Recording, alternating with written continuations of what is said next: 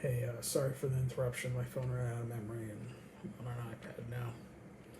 Um, what I was saying towards the end of my last video before I got interrupted is that um, in Acts chapter 2, uh, the apostles were given a gift by God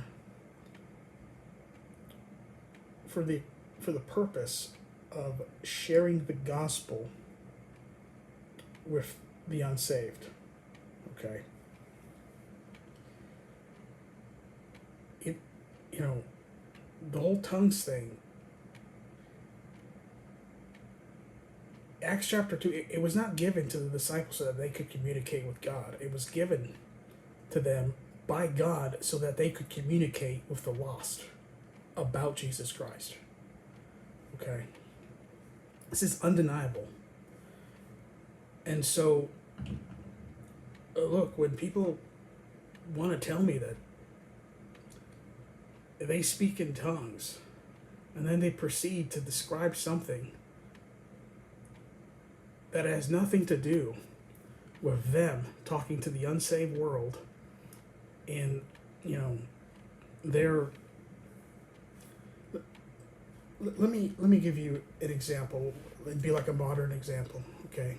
If we were able to do this now, then I would be able to talk to a Chinese person in Chinese without knowing a lick of Chinese, without having previously studied Chinese, and I'd be able to communicate the gospel in Chinese to a Chinese person. I'd be able to talk to a Japanese person in Japanese. I'd be able to talk to a Russian in Russian. I'd be able to talk to an Arab in Arabic without having studied those languages. And I would be coherent, and I'd be preaching the gospel of Jesus Christ. Okay? Find me just one person, modern day, one person that is able to communicate the gospel to somebody in a foreign language that they've never studied before in their life. Okay? You're not going to find me one person. The missionaries that go to other countries nowadays, they do one of two things. Okay?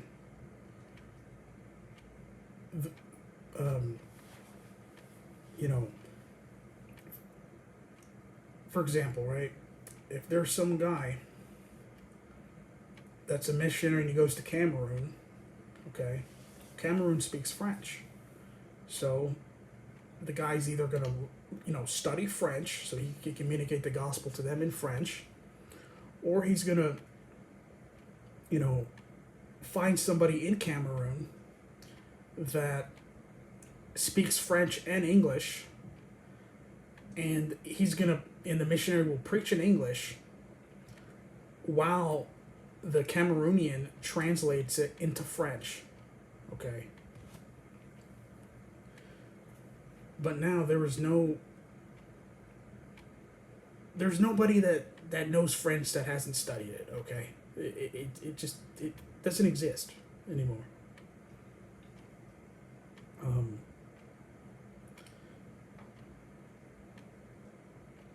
And when you get that thing about Corinthians about interpreting, and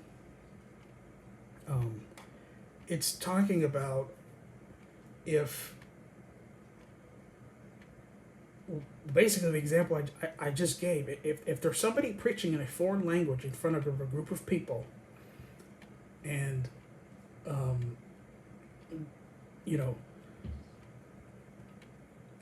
for example, right, I speak Portuguese. If one of you that doesn't speak Portuguese went to Brazil with me and wanted to preach to people in English, and if nobody knew English, you would preach in English, and I would translate to the people in Portuguese. I would interpret what you're saying into Portuguese so that they could understand it in their own tongue.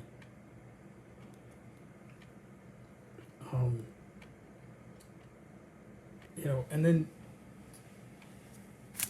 you know, some people got mad at the disciples, and they basically accused them of being drunk when they were speaking all these languages. And then verse 14 says, But Peter, standing up with the 11, lifted up his voice and said unto them, Ye men of Judea, and all ye that dwell at Jerusalem, be this known unto you, and hearken my words, for these are not drunken, as ye suppose, seeing it is but the third hour of the day. But this is that which was spoken by the prophet Joel.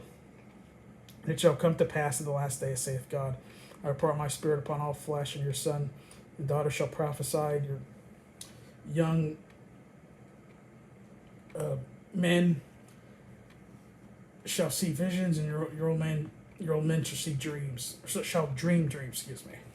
You know, and he goes a little further. He does talk about future events. You know, such as the sun turned into darkness and the moon turned into blood. That hasn't happened yet, but some of this has happened. He says, this is that which the prophet Joel spoke, right? That's Peter's explanation for people who accuse him of being drunk. He's like, no, we're actually not drunk. No, this is a fulfilled prophecy. And what were they doing just before? They were preaching the gospel in other languages, right? God was using them to God was using them so that the gospel could be communicated with the lost. Okay.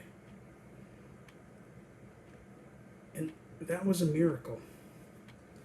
And again, as much as I would love to be able to speak to a Chinese person or a Russian, you know, in their own language, and have, you know, never studied Chinese, Russian, or, you know, Polish, Japanese, Korean,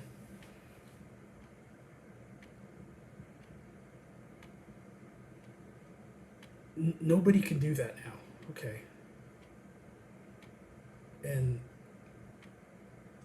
you know, that's God's business, why he doesn't, you know, give people that gift anymore. But my point is that nobody you've ever met who claims that they speak in tongues, you know,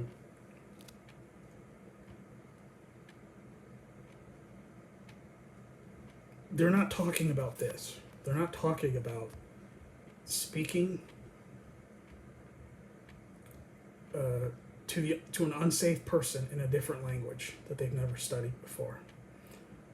People who claim to speak in tongues now, they're always talking about, you know, basically them communicating with God. Well, in Acts chapter 2, that's not what tongues were for.